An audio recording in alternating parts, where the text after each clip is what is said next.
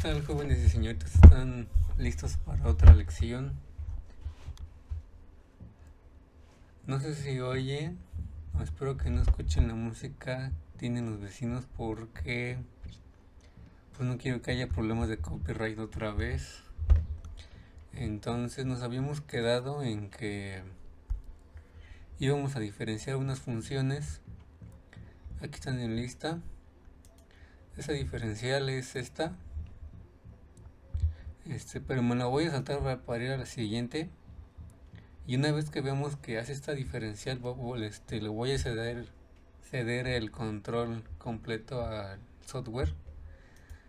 Y cuando digo que voy a ceder el control, me refiero a que voy a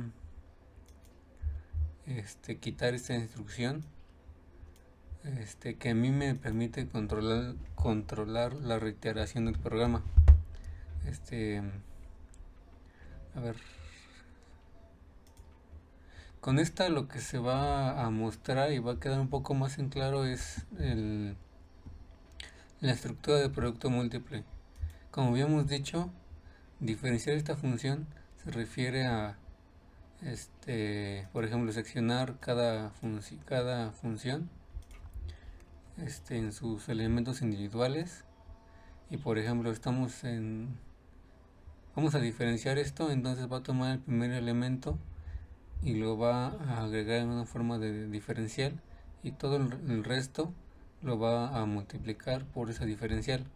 Entonces va a avanzar al segundo elemento y ese mismo lo va a excluir de la diferencia, lo va a excluir del resto y lo va a agregar en esta forma, la estructura de diferencial, y los elementos que restan los va a poner a la izquierda, y así consecutivamente, siempre y cuando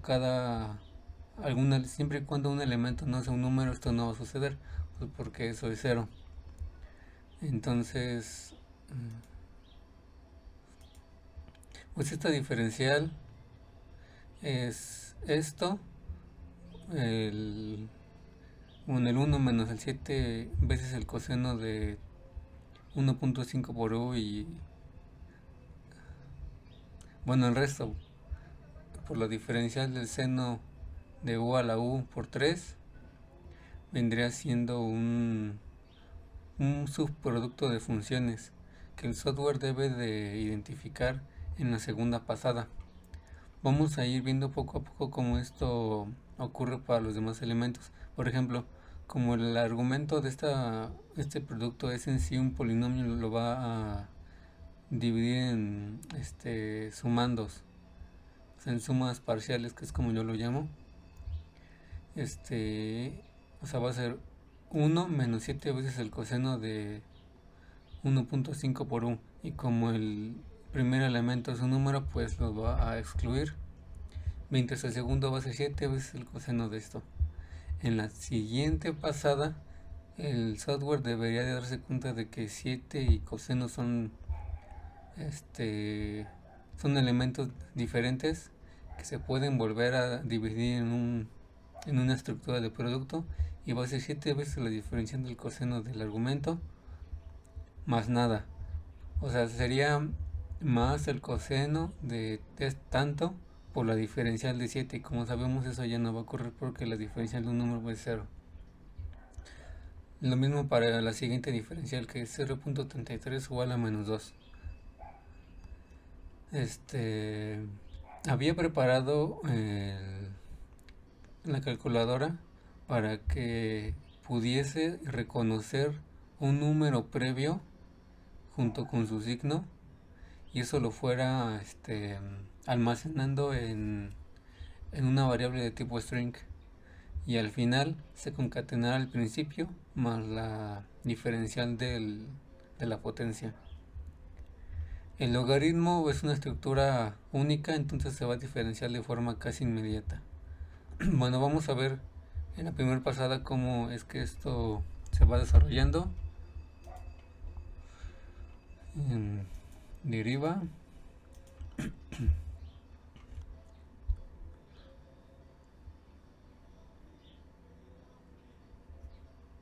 Me voy a decir que no. Entonces, ¿qué he hecho hasta este primer punto? Vamos a subir un poco avance.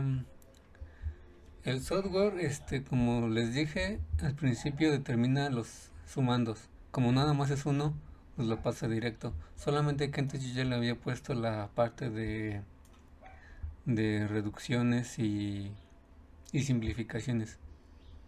También realiza el proceso de intermitencia para avanzar, bueno, generar los números que...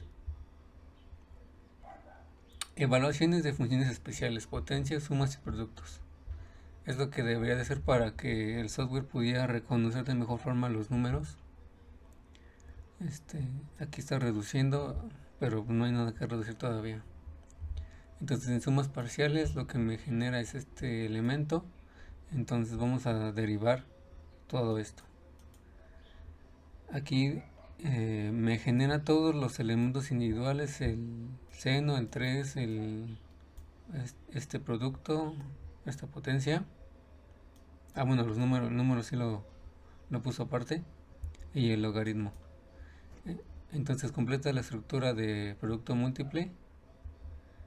Por ejemplo, aquí lo estamos viendo ya. Es la diferencial del seno por el producto de los restantes. O sea, la derivada de esto por el producto de los restantes. Después es la diferencial del 3, que su número lo excluye. Sigue con esta función, y aquí la vemos diferenciada por el producto de los restantes. Lo que le sigue el 0.33, que también se excluye, y continúa con los restantes, que es la diferencial de esto por el producto de los restantes. También incluye, por supuesto, el logaritmo natural. Aquí. Y la última, pues obviamente es la del logaritmo por el producto de los restantes. Y todo eso lo va concatenando con sumas. Cada vez que vaya generando estas estructuras, las va a ir sumando. Sumando. Y como quedó muy larga, pues de hecho no se alcanza a ver toda en una sola línea, pero se entiende. Entonces solamente hay que diferenciar estos argumentos.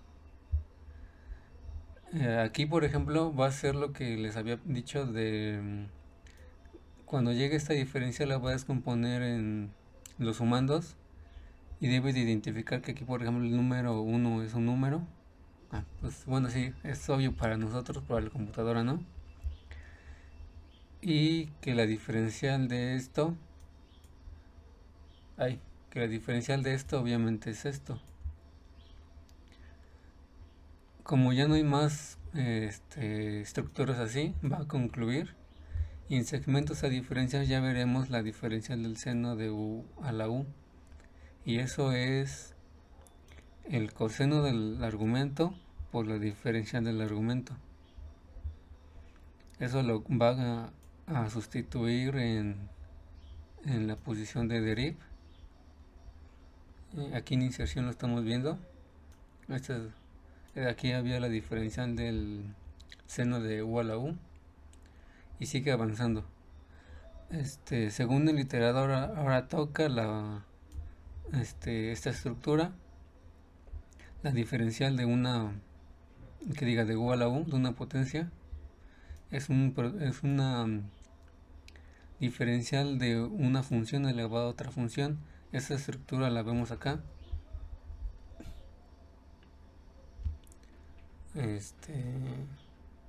Bueno, aquí esperaba que esto me diera 1. Voy a tener que... no lo hace. Sí, ya me acordé. Lo que pasa es que más arriba, que tan rápido pasan 10 minutos y apenas he explicado una función.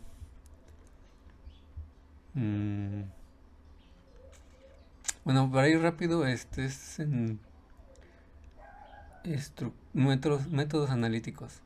En métodos analíticos aquí hay una parte en la que se ve la división. No puede ser.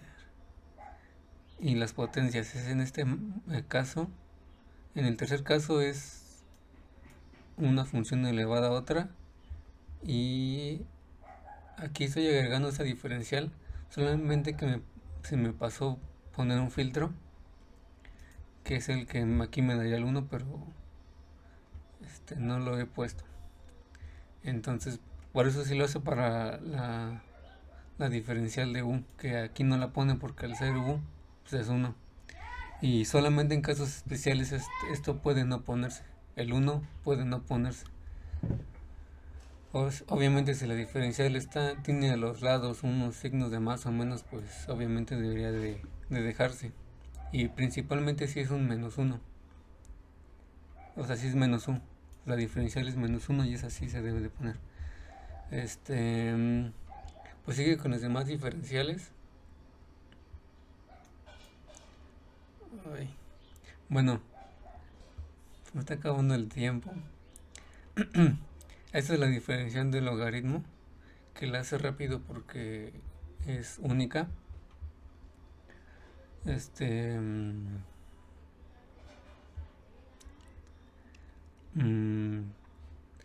hasta este punto la diferencial pues más o menos está concluida. Le hacen falta hacer pocas evaluaciones como esta.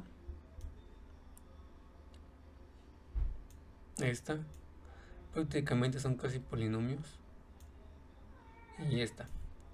Entonces, en la última pasada vamos a ver esas evaluaciones. Y le voy a decir que sí. Y entonces nos habíamos quedado. No hizo mucho, porque precisamente no son muchos. No son muchas diferenciales, nada más son 3. Entonces, los elementos individuales los va generando. Los polinomios,